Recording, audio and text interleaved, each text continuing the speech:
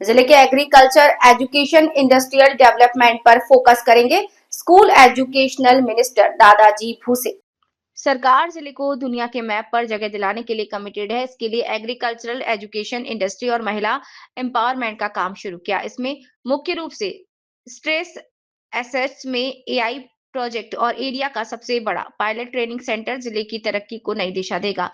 सरकार किसानों, महिलाओं, युवाओं और सीनियर सिटीजन को हर तरह के डेवलपमेंट के लिए कई स्कीम लागू कर रही है और एडवांस टेक्नोलॉजी से जिले के इंडस्ट्रियल डेवलपमेंट को बढ़ावा दिया जाएगा। ऐसा school education minister Dadaji Bhuse ने कहा।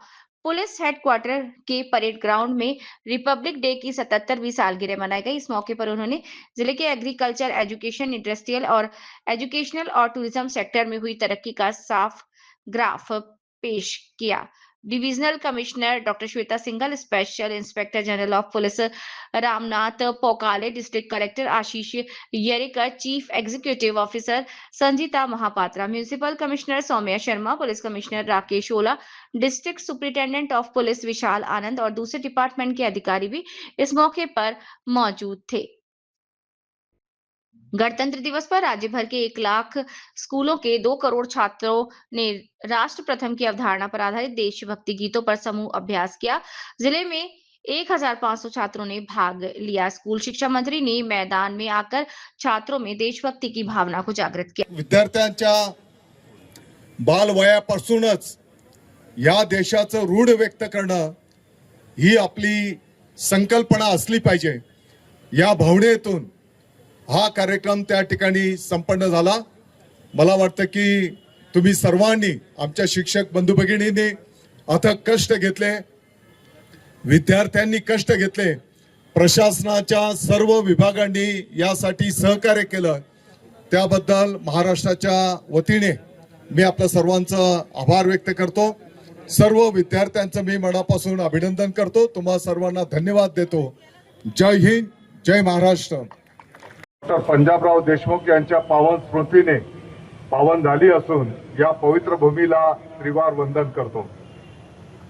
आपल्या सर्वांच्यासाठी आनंदाची गोष्ट आहे, कालच गुरुकुंज मोझरी आश्रमाचे जनार्दन बोधे आदरणीय गुरुजींना पद्मश्री पुरस्काराने सन्मानित करण्यात आले आहे।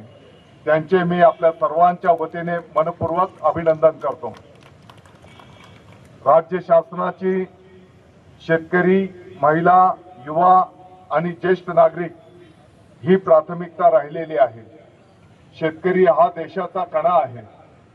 त्यामुळे गेल्या खरीप हंगामात नैसर्गिक आपत्तीमुळे अरिष्ट ओढवलेल्या शेतकऱ्यांना नुकसान भरपाईपोटी 1480 कोटी रुपयांची मदत थेट शेतकऱ्यांच्या खात्यात जमा केली आहे।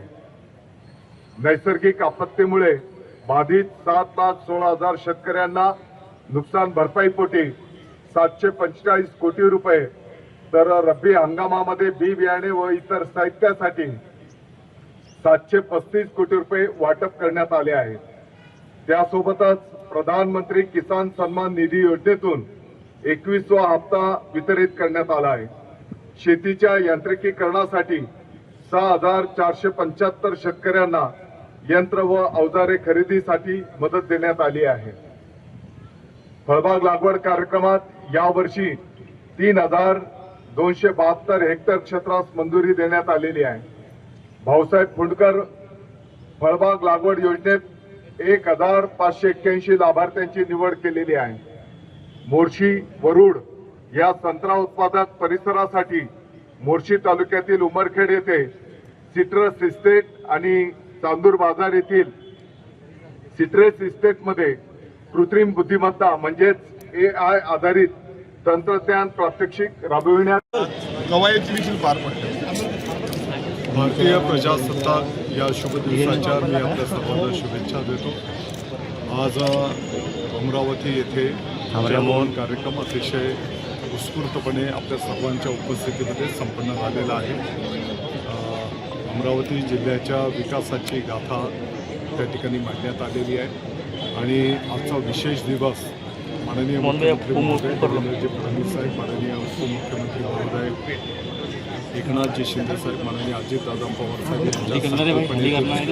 राष्ट्रप्रथम हे ब्रीद घेऊन देशभक्तीपर गाण्यांवर कवायत हा कार्यक्रम अमरावतीपासून तर संपूर्ण महाराष्ट्रामध्ये अतिशय यशस्वीरित्या संपन्न झालेला आपल्याला पाहायला मिळालेला आहे.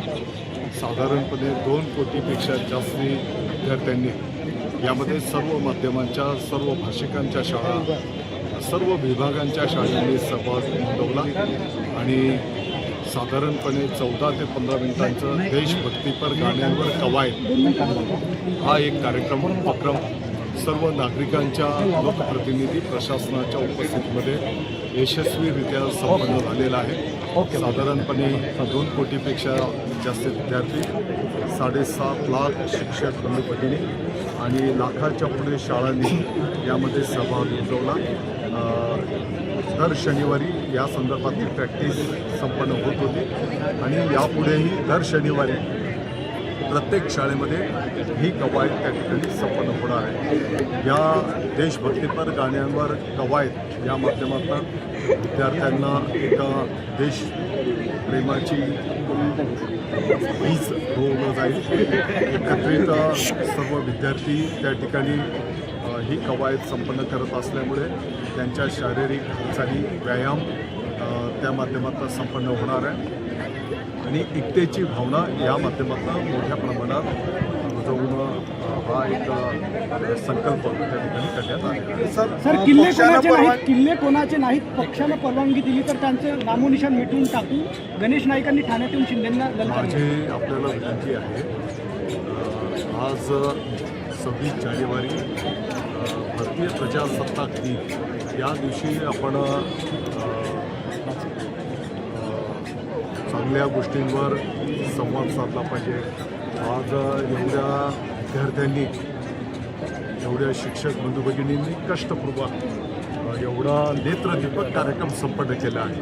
माझी आपल्या सर्वांना विनंती आहे की त्या सर्व विद्यार्थ्यांचं, त्या शिक्षक बंधू भगिनींचं, त्या शाळेंचं, सर्व महाराष्ट्राच्या नागरिकांच्या वतीने आपण अभिनंदन करूया. सर, आज प्रजासत्ताक दिन आहे, आपण तिरंग्याचा मान दाखवतो. दुसरीकडे इम्तियाज जलील म्हणाले की मुंब्राच नाही तर अख्खा महाराष्ट्र हिरवा करू. आज प्रजासत्ताक दिन आहे.